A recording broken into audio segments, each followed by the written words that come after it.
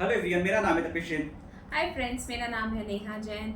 सो जैसा कि हमने लास्ट वीडियो में देखा था कि हमें ट्रेडिंग क्यों और कैसे स्टार्ट करनी चाहिए। तो आज हम जो डिस्कस करेंगे वो करेंगे एक अच्छा ट्रेडर बनने के लिए बेसिक रिक्वायरमेंट्स क्या है, क्या क्या उसके मेन कंपोनेंट्स हैं। तो आज हम उसी चीज़ पे बात करेंगे कि क्या बेसिक चीज़ें हैं जो ट्रेडर को अच्छा बना सके। एज ए ट्रेडर हमें जो चीज़ों की रिक्वायरमेंट होती है वो उसमें सबसे पहले आता है फंडामेंटल एनालिसिस, सेकंड है टेक्निकल एनालिसिस, थर्ड होता है साइकोलॉजी। नॉर्मली होता है क्या है ना, सब टेक्निकल एनालिसिस और फंडामेंटल के बारे में बात करते हैं। साइकोलॉजी है ना, अपने आप में एक बहुत इंपॉर्टेंट रोल प्ले करता है मार्केट में जब भी होता है, क्योंकि ट्रेडर्स की साइकोलॉजी है ना, वो बहुत अलग तरीके से डिफरेंस वे में चलती है जब भी मार्केट में अप डाउन होते हैं। तो वो चीज़ें अलग है। अब हम देखते हैं, सबसे पहले फंडामेंटल के बारे में बात करते हैं। फंडामेंटल का जो मेन रोल आता है वो वहाँ पे आता है इन्वेस्टमेंट के पर्पज में। तो हम ट्रेडिंग और इन्वेस्टमेंट दोनों की बात कर लेते हैं इसमें, क्योंकि फंडामेंटल भी एक रिक्वायरमेंट है काफ़ी इंपॉर्टेंट। जब आप कंपनी में इन्वेस्टमेंट करना होता है तो फंडामेंटल एक बार देखना चाहिए आपको। और टेक्निकल होता है, टेक्निकल एक ट्रेडर के लिए सबसे ज़्यादा जरूरी होता है। जो इन्वेस्टर होते हैं ना लॉन्ग टर्म के लिए, वो ज़्यादा टेक्निकल को प्रीफर नहीं करते, वो नॉर्मली फंडामेंटल देख के भी इन्वेस्टमेंट कर लेते हैं। तो वो चीज़ें वहाँ पे उनके लिए काम आती हैं इस कंडीशन में तो ऐसे। जैसे कि अगर फॉर एग्जांपल कोई इंट्राडे, लाइक हमने जो लास्ट सेशन में हाँ, डिस्कस किया था, जैसे कोई ट्रेडर इंट्राडे करता है तो उसमें हमें मतलब पर्टिकुलर क्या सबसे ज़्यादा नीड रहेगी देखने के देखो लिए। आप अगर इंट्राडे कर रहे हो तो वहाँ पे आपको टेक्निकल की ही रिक्वायरमेंट है, क्योंकि आप अगर एक दिन के लिए कोई ट्रेड ले रहे हो, इंट्राडे में ये होता है कि आप मॉर्निंग में लोगे, दिन तक आप कट कर दोगे, उसमें फंडामेंटल देख के क्या करोगे? क्योंकि फंडामेंटल हो सकता है उस कंपनी के खराब हो, अच्छे हो, लेकिन टेक्निकल पे अच्छा लग रहा है आपको, तो फिर आप उसके हिसाब से डिसीजन ले सकते हो, ट्रेड ले सकते हो वहाँ पे तो उसमें। टेक्निकल्स में लाइक कितनी चीज़ें रहती हैं सीखने के लिए, लाइक क्या क्या, मतलब कुछ आप मुझे थोड़ा सा एलिब्रेट करेंगे इस चीज़ को। हाँ, देखो टेक्निकल में ना बहुत सारी चीज़ आती है, प्राइस सेक्शन आता है, आप इंडिकेटर बेस्ड ट्रेडिंग कर सकते हो। टेक्निकल का देखो क्या चीज़ है ना, आप कोई सीखने वाला 2 महीने में भी सीख सकता है उसको, किसी को 1 साल भी लग जाए, किसी को 2 साल भी लग जाए। वो डिपेंड करता है कि आप उस चीज़ को कितना अच्छे से मतलब एनालिसिस कर रहे हो मार्केट में, उस चीज़ को लेके कितना अच्छा उसको फील कर रहे हो वहाँ पे मार्केट में चार्ट को लेके। तो वो डिपेंड करता है पर्सन टू पर्सन, उसमें कोई ऐसा कोई फिक्स क्राइटेरिया नहीं कि कोई 3 महीने में आप सीख सकता है, कोई 6 महीने में सीख सकता है, कोई फिक्स क्राइटेरिया नहीं है वहाँ पे उस चीज़ से। तो फंडामेंटल्स तो लाइक जैसे ये हो गया कि हमने कंपनी के बारे में देख लिया, हाँ। उसके बैकग्राउंड के बारे में देख लिया, रिजल्ट्स देख लिए एंड ऑल दैट वगैरह। बट आई थिंक जो मेन इम्पॉर्टेंट वर्क प्ले करता है वो टेक्निकल थोड़ा ज़्यादा प्ले करता है।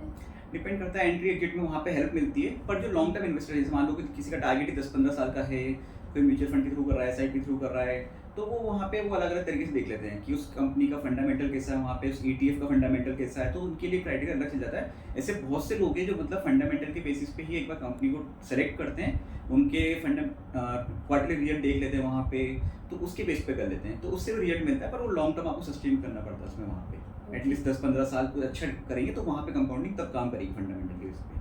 और टेक्निकल्स के लिए लाइक हमें कितना टाइम देना पड़ेगा, लाइक एक दिन में मतलब हमें डेली आवर्स कितने देने पड़ते हैं डिपेंड टेक्निकल्स। करता है, आप अगर फुल टाइम ट्रेडर बनना, मतलब आप देखो दिन भर आप अगर फ्री हो तो मैक्सिमम जितना दे सकते हो उसके ऊपर डिपेंड करेगा। अगर आप जॉब में हो तो जॉब के हिसाब से आपको जितना टाइम आप मैनेज कर सकते हो उस हिसाब से डिपेंड करेगा चीज़ें। तो पर्सन टू पर्सन कंडीशन वहाँ पे भी चेंज आती है उसमें।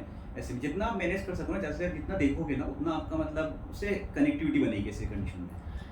टेक्निकल सीखने के लिए हमें पर्टिकुलर कोई क्लास ज्वाइन करनी पड़ेगी या कोई कोर्स लेना पड़ेगा, या हम खुद से सेल्फ से सीख सकते हैं। देखो स्टार्टिंग में अगर आप चाहें तो यूट्यूब से पूरा सीख सकते हैं, यूट्यूब पे मैक्सिमम चीज़ें अवेलेबल है। कोर्स तो एक मतलब बहुत लास्ट की प्रायोरिटी होती है कि आपको लग रहा है कि आपको एक सिस्टमेटिक वे में चाहिए, आपको मतलब यूट्यूब से बिल्कुल हेल्प नहीं मिल पा रही है, आपको वहाँ से दिक्कत आ रही है, आपको नहीं समझ आ रहा, तब भी आप वहाँ जाओ। और उससे पहले क्या करो ना, किसी का भी अगर कोर्स देते हैं वहाँ पे, तो उस पर्सन के यूट्यूब पे अगर वीडियो अवेलेबल है, यूट्यूब पे अगर उसकी चैनल है, तो उसको देखो पहले वहाँ पे।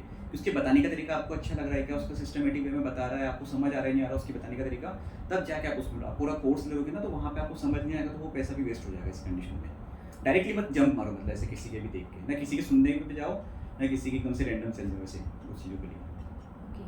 सो फ्रेंड्स, जैसा कि हमने अभी सुना, हमें फंडामेंटल्स और टेक्निकल्स पे जो है अभी स्टार्टिंग में फोकस करना चाहिए, ताकि जो है हम अपनी एक बेसिक ट्रेडिंग जर्नी को तो स्टार्ट हाँ, कर सकें। साइकोलॉजी का जो मेन पार्ट है वो हम अभी पूरा उस पे भी डिस्कस कर लेते हैं साथ में। साइकोलॉजी देखो पर्सन टू पर्सन डिपेंड करती है। अगर मैं मान लो मेरा मूड बहुत ज़्यादा खुश है या फिर मेरा मूड बहुत ज़्यादा खराब है, और उस टाइम पे अगर मैं कोई ट्रेड ले रहा हूँ इंट्राडे में यहाँ पे, तो मेरा डिसीजन हो सकता है गलत हो सकता है वहाँ पे, क्योंकि मैं बहुत ज़्यादा एक्साइटमेंट में ले लूँगा, मेरी क्वांटिटी डबल हो सकती है, मेरी क्वांटिटी में गलतियाँ कर सकता हूँ, मेरा रिस्क रिवॉर्ड रेशियो बिगड़ सकता है, तो बहुत सारी चीज़ें साइकोलॉजी में डिस्टर्ब करती है वहाँ पे। मेरा मूड खराब है तो मैं जबरदस्ती ओवर ट्रेडिंग कर लूँ वहाँ पे, रिवेंज ट्रेडिंग करने लग जाऊँ वहाँ पे, तो वो कंडीशन ऐसी बन जाती है इस तरीके से। तो आपको समझना पड़ेगा साइकोलॉजी आपके लिए इसमें बहुत जरूरी है। पहले आप अपने आप को समझो, आपका नेचर किस तरीके का मार्केट के साथ में कनेक्टिविटी करता है नहीं करता। अगर आप छोटे छोटे लॉस से आपको मतलब फियर आ जाता है, आप डर जाते हो, तो मतलब फिर आपके लिए इंटरडे वगैरह में भी रिस्की है आपके लिए करना, क्योंकि वहाँ पे आपको अप डाउन्स करेंगे। और ऐसी कंडीशंस में ऑप्शंस भी जब लोग करते हैं तो उनके लिए तो बहुत ज़्यादा दिक्कत आती है इसमें, क्योंकि वहाँ छोटी-छोटी उसमें मतलब 2-2 मिनट में फ्लक्चुएशन रहते हैं 1-2 मिनट में। तो वहाँ उनके लिए साइकोलॉजी बहुत ज़्यादा इंपॉर्टेंट होती है ऐसी कंडीशंस में। सो फ्रेंड्स, जैसा कि हमने सुना, साइकोलॉजी भी काफ़ी ज़्यादा इम्पॉर्टेंट है, बिकॉज वो पूरा एक माइंडसेट आपका क्लियर होना चाहिए किसी भी चीज़ को वो लेके। पूरा आपकी डे टू डे लाइफ ही पूरी साइकोलॉजी मतलब psychology। रिफ्लेक्ट करती है वहाँ पे, तो वो चीज़ें ज़्यादा ज़रूरी बहुत होती है ज़्यादा वहाँ पे। ज़रूरी है। So friends, thank you so much. I hope आपको ये वीडियो पसंद आया हो। प्लीज़ लाइक शेयर सब्सक्राइब ज़रूर कीजिएगा, एंड नेक्स्ट हम जो है टॉपिक पे मिलेंगे आपसे। थैंक यू फ्रेंड्स, वीडियो अच्छा लगा तो लाइक शेयर सब्सक्राइब कर दीजिएगा चैनल को। Thank you friends.